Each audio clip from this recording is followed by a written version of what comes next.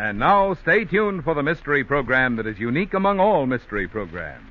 Because even when you know who is guilty, you always receive a startling surprise at the final curtain.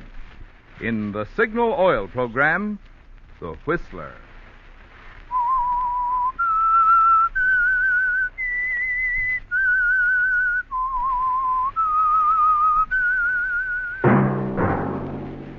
Signal, the famous Go Farther gasoline, invite you to sit back and enjoy another strange story by The Whistler.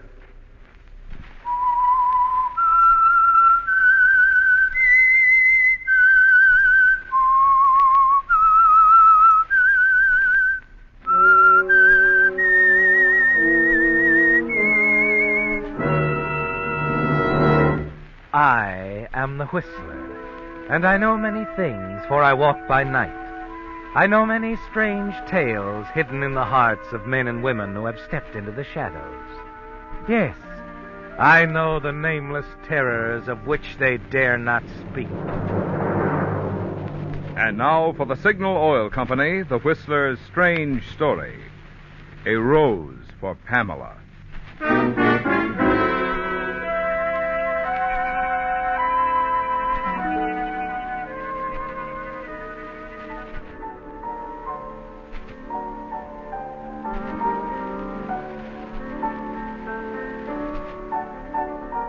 The concert was progressing successfully, brilliantly, as Denise Barrett listened closely. The young artist had perfect command of the keyboard at her fingertips, and the quiet, inspired audience watching. This was because, like her famous father, the late Thomas Barrett, she loved music. It was a part of her. And she felt no more nervousness than he might have had at the height of his brilliant career as one of the world's most celebrated pianists.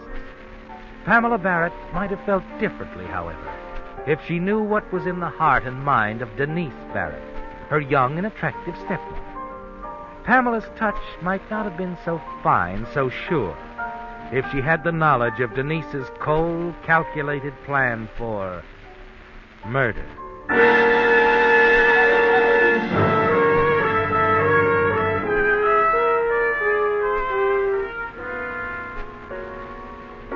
It was a plan that began some time back, wasn't it, Denise? At an even more innocent affair. An impromptu concert at a pleasant social gathering. Friends of yours and of Pamela. As usual, you watched admiringly as Pamela played for her friends. Softly, beautifully.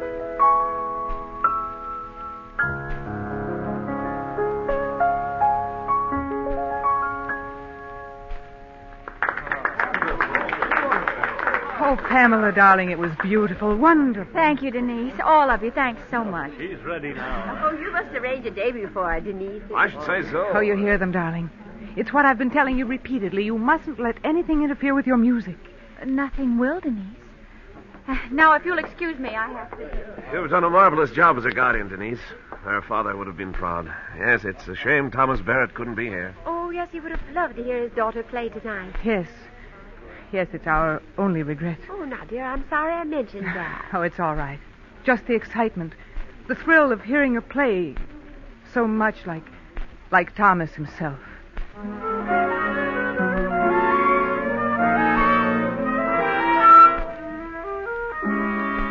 Yes, Denise, so much like Thomas Barrett himself, your late husband.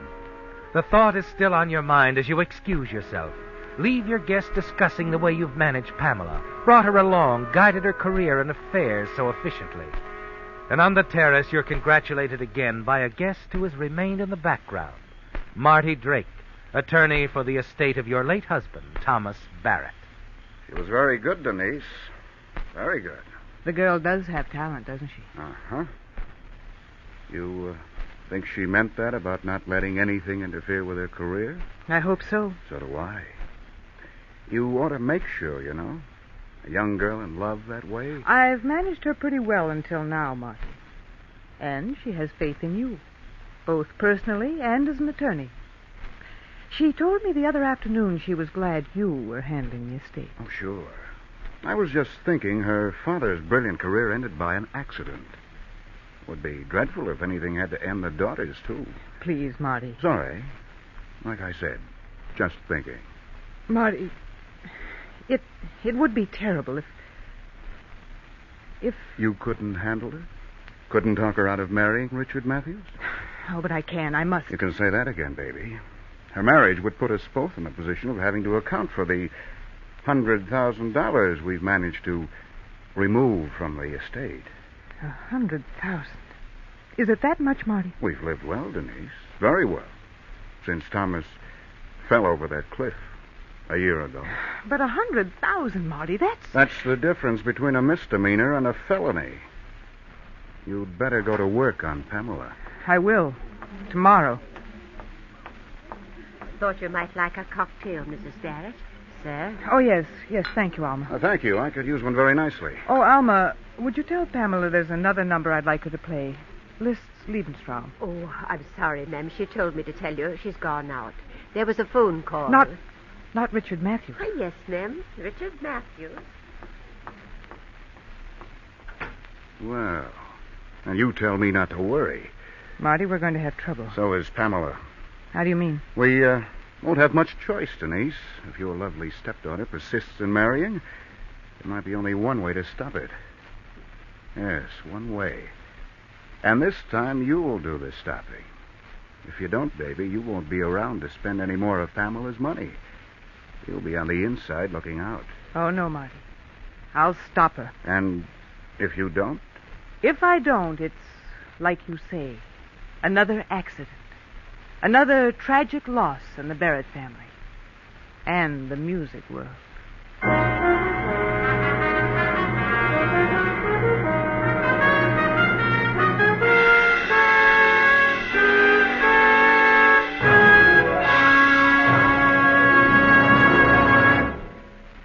Throughout the 7 Pacific Coast states, from Canada to Mexico, motorists call Signal the Go Farther gasoline. Now, naturally, we're mighty proud of Signal's good mileage, which has built that reputation.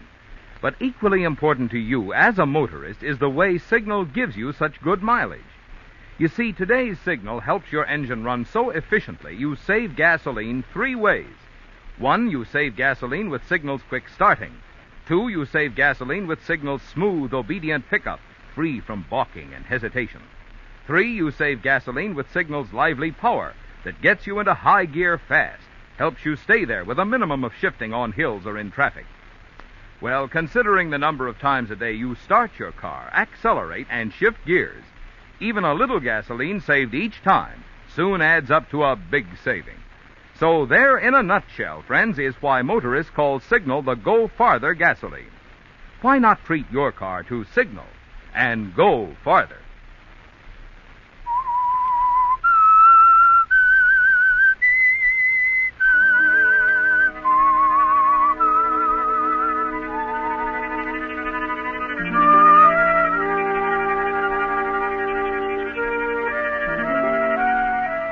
Yes, Denise. As Marty indicated, Pamela must be dealt with firmly, decisively. Her romantic inclinations toward Richard Matthews must come to an abrupt halt. Yes, because with marriage, Pamela would be in a position to explore the nefarious financial dealings in which you and Marty have engaged with the funds from the estate. Also, Pamela might have reason to suspect the grim fact that her father, Thomas Barrett, might have died by other than accidental means. You lose little time in facing the situation squarely, Denise. As the following afternoon, you hurry down the long corridor toward the music room, determined to talk to her. However, as you pass the study, the maid steps into view. Oh, ma'am. Yes, Alma. About Mr. Barrett's curio collection. Miss Pamela said she didn't want anything touched. I told her that Oh, now, really? I don't see why she insists on keeping those awful things around. Spears, poison darts, those vials of South African poisons, snake venom, all those things. Her father's, ma'am. I can't imagine what Mr. Barrett had in mind bringing those horrible things back with him after that South African tour. I just can't. Oh, poisons. They make me shiver. Oh, well.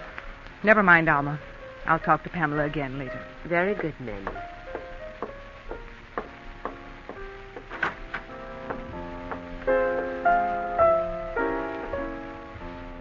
You play Chopin nearly as well as your father did, Pamela.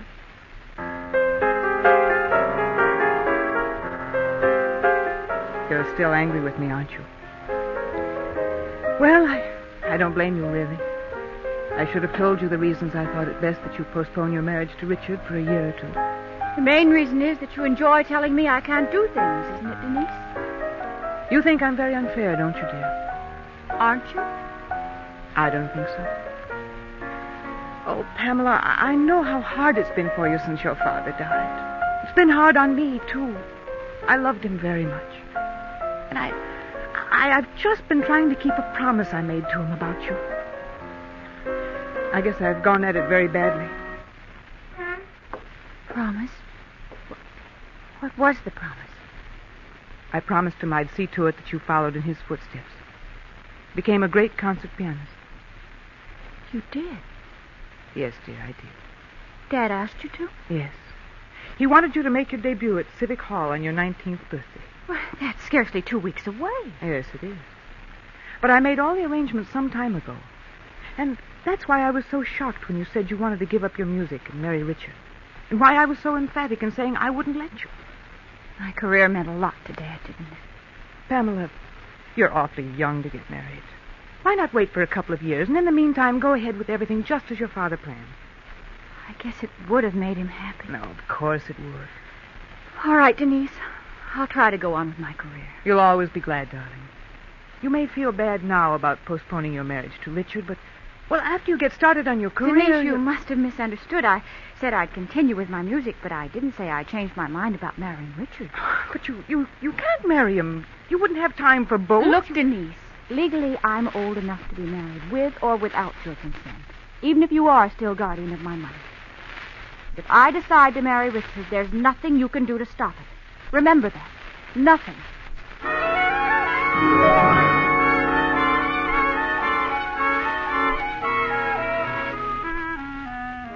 You've failed, haven't you, Denise? That look on Pamela's face. You've seen it before on her father's face.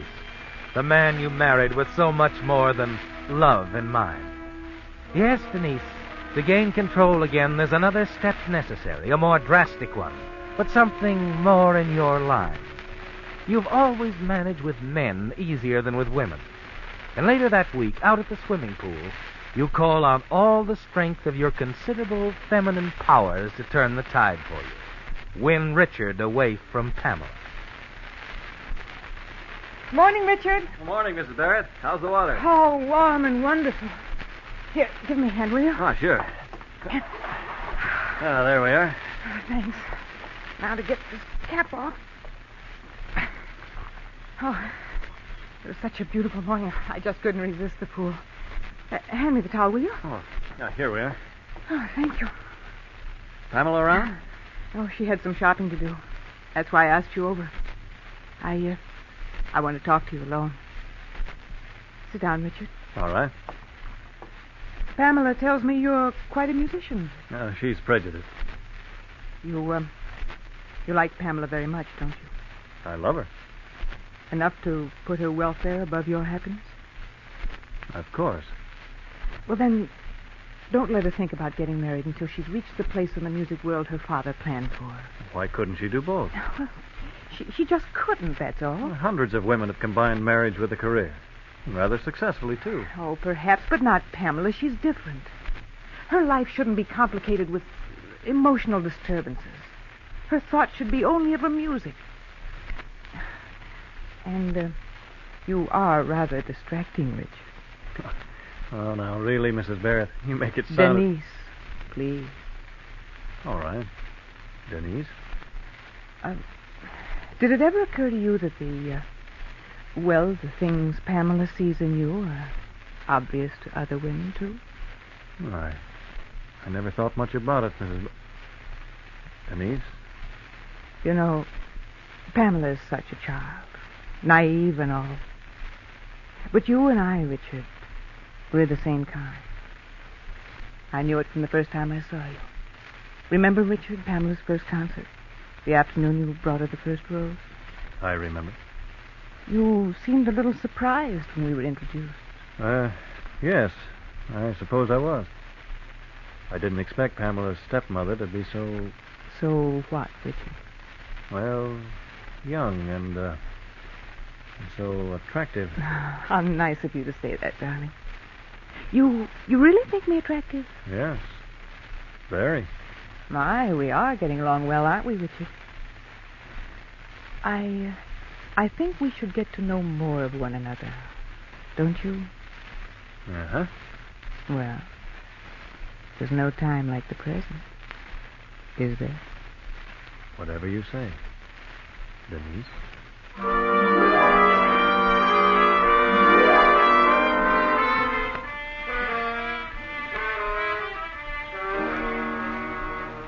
He's falling into the trap, isn't he, Denise?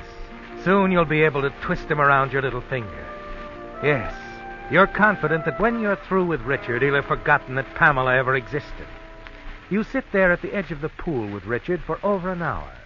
Then when he's gone, you hurry to the telephone and call Marty. So you charmed the boy, huh? What did he tell you? Well, it isn't what I told him. It's what I left unsaid, Marty. That's what counts.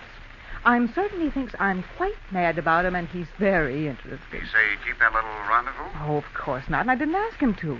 I merely mentioned that I'd be dining alone tomorrow night at that quaint little cafe overlooking the sea. And how I loved it there, the soft music, the candlelight. Think he'll show up? How could he turn it down? Don't worry, Marty. After tomorrow night, all our worries will be over.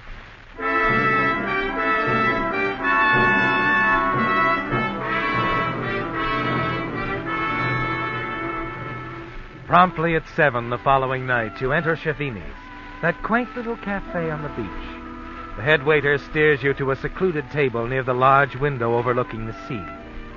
And there in the candlelight, you sip a martini, wait for Richard to show up. Suddenly you're aware of someone standing at your elbow. Good evening, Mrs. Barrett. Yes? Allow me. I am René Demon. May I sit down? Well, just a moment. I don't I think... am from the Hollywood Escort Bureau. Escort Bureau? Yes, Mr. Richard Matthews hired me. He said Mrs. Barrett hated to dine alone. Get out of my way, you... What? Now, look, lady, how about my fee? Collect your fee from Richard Matthews, the man who hired you. He'll pay. Yes, he'll pay all right.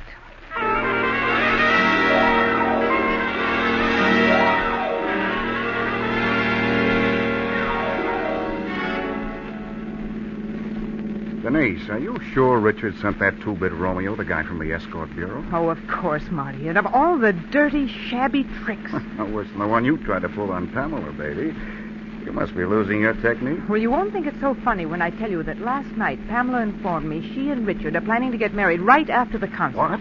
I said they were planning, Marty. That the wedding will never take place. Well, how are you going to stop it? Poison their cornflakes? Oh, don't be a fool. Poison. Yes, poison. That's it, Marty. What are you going to do? The Barrett Curio collection. The poisons my late husband picked up in South Africa. Some of them are fatal, almost in a matter of minutes, Marty. I can't imagine why a great musician like Thomas Barrett went in for a gruesome hobby like collecting poison. Surprised you didn't dispose of them after his death. Oh, Pamela wouldn't let me. Pamela wouldn't let me get rid of a thing. How very thoughtful of her. How very thoughtful. Just a scratch from any one of those poisons, and it's all over for little Pamela. All right. But how are you going to do it? I don't know, Marty, but I'll think of something. I'll think of something.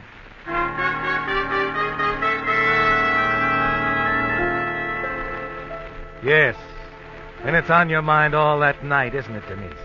You've got to find a way to kill Pamela with one of the poisons from her father's collection.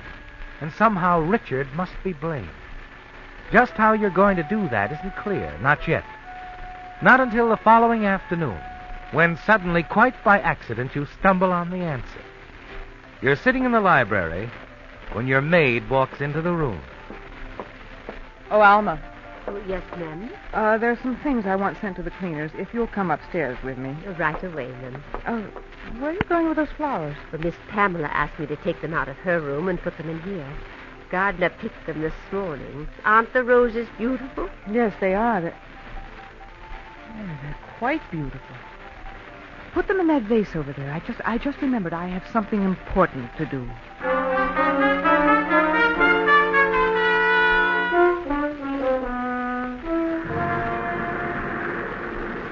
The waves are really coming in tonight, aren't they? Mm-hmm.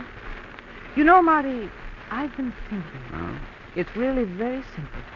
We poisoned Pamela with a rose from her darling Richard. I don't follow you, Denise. Well, Richard always sends her a rose when she appears on the stage. You see, it's become a superstition with him. She wouldn't appear without it. All right, so? I'll arrange to be at the door when the florist delivers it. Now, they always wrap the stem of the rose with a very thin wire. I'll put several sharp wires on it, Marty, and one of them right up through the rose. And all of them especially treated. One of those wires will be sure to scratch Pamela.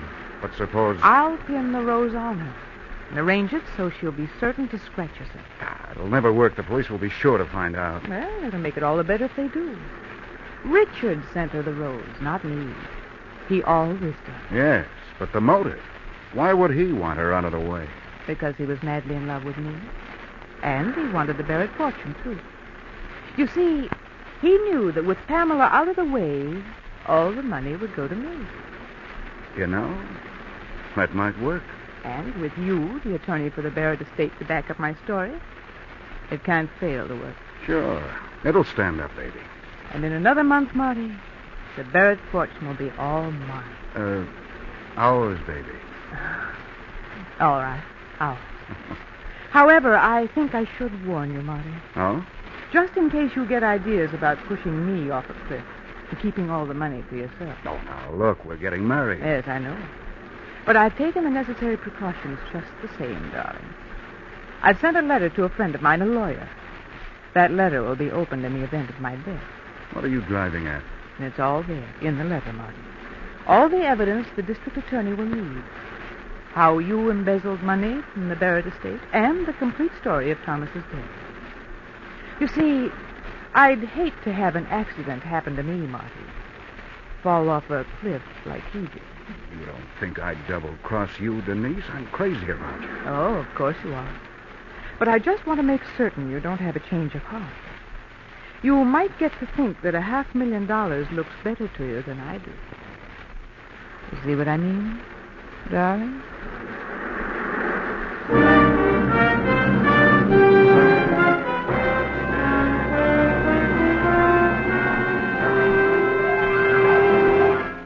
How much does it cost per month? That's really the only accurate way to judge cost when buying a new battery for your car. Here's what I mean. If a battery is guaranteed 30 months, that means 30 months is about the minimum life the manufacturer has built into that battery. So you divide the total cost by 30 to find the cost per month. Well, judged on that basis, one of today's lowest cost batteries is also one of today's most powerful, most trouble-free batteries, the new Signal Deluxe battery. In fact, you enjoy up to 35% more power from a Signal Deluxe battery. That means quicker starting, extra power for the many electrical gadgets on today's cars. But because it's built to last up to 2.5 times as long as ordinary batteries, a full 30 months on a service basis, a Signal Deluxe battery costs amazingly little per month. Even less when you consider the generous trade-in allowance Signal dealers are now giving for old batteries. And easy credit terms are available. So next time, get more for your battery dollars. More economy, more trouble-free service. Next time, get a Signal Deluxe battery from a Signal service station. It was easy to complete your plans for the murder of your stepdaughter, Pamela Barrett, wasn't it, Denise? The single rose you knew Richard would send her arrived while Pamela was upstairs dressing for the concert. It took you only a few moments to turn it into a deadly weapon. Then you went to Pamela's room and carefully pinned it on her dress in such a way that she'd be certain to scratch herself and die by the poison you took from her late father's curio collection. You lie down for a while, certain that you'll soon be in full control of the Barrett fortune. You're calm and confident when Marty calls for it. Now, as you sit beside him in the concert hall, watching Pamela's performance, your eyes are fastened on the rose she's wearing.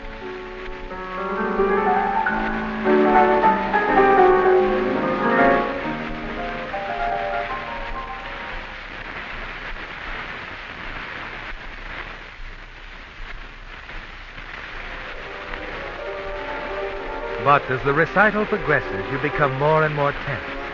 The fear that your plan has gone wrong gradually comes over you. Something should have happened to Pamela long before this, shouldn't it, Denise? And as her brilliant performance draws to a climax, you exchange worried glances with Mark. Baby, Denise, what's gone wrong? I don't know. I was afraid of your idea from the start. Oh, it'll work, Martin. It's got to.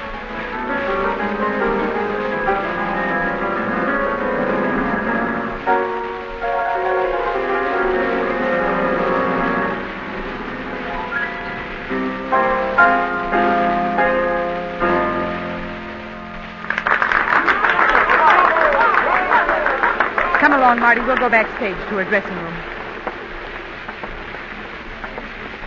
This way, Marty. Excuse me.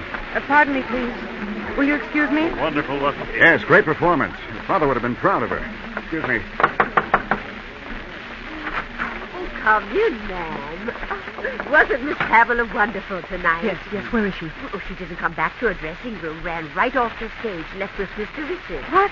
Yes, ma'am. She gave me this note for you. What is it, Denise?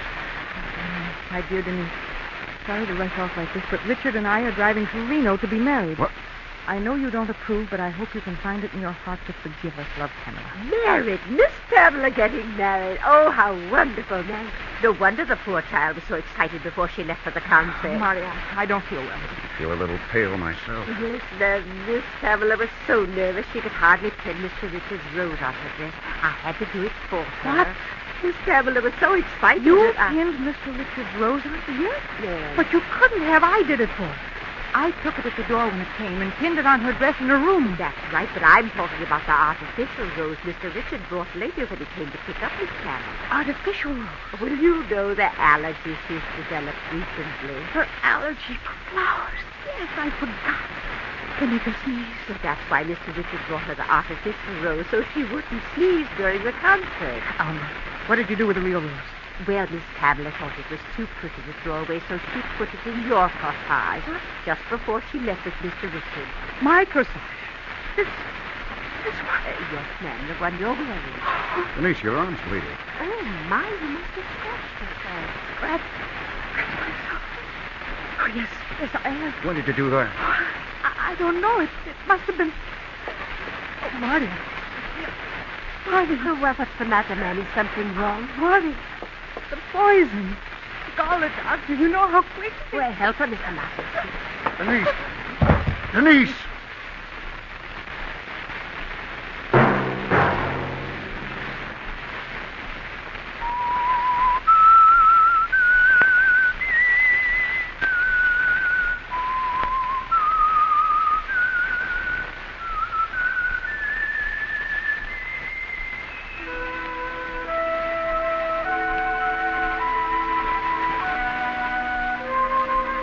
Let that whistle be your signal for the Signal Oil program, The Whistler, each Sunday night at this same time.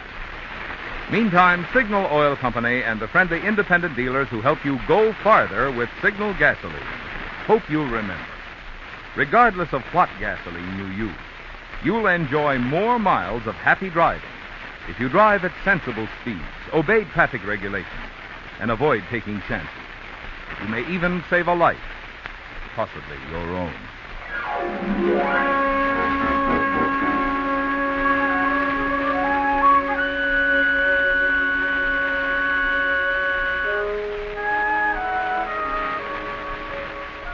Featured in tonight's story were Bill Forman as the Whistler, Joe Gilbert, Barbara Eiler, John Stevenson, Sarah Selby, Bob Bruce, and Rye Billsbury, with piano passages played by Gene Lepeak. The Whistler was produced by George W. Allen and directed by Robert Hafter, with story by Nancy Cleveland, music by Wilbur Hatch, and was transmitted overseas by the Armed Forces Radio Service. The Whistler was entirely fictional, and all characters portrayed on The Whistler are also fictional. Any similarity of names or resemblance to persons living or dead is purely coincidental.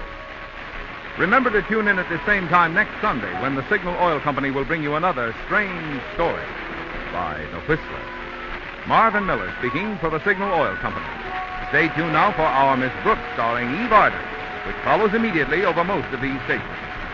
This is the CBS Radio Network.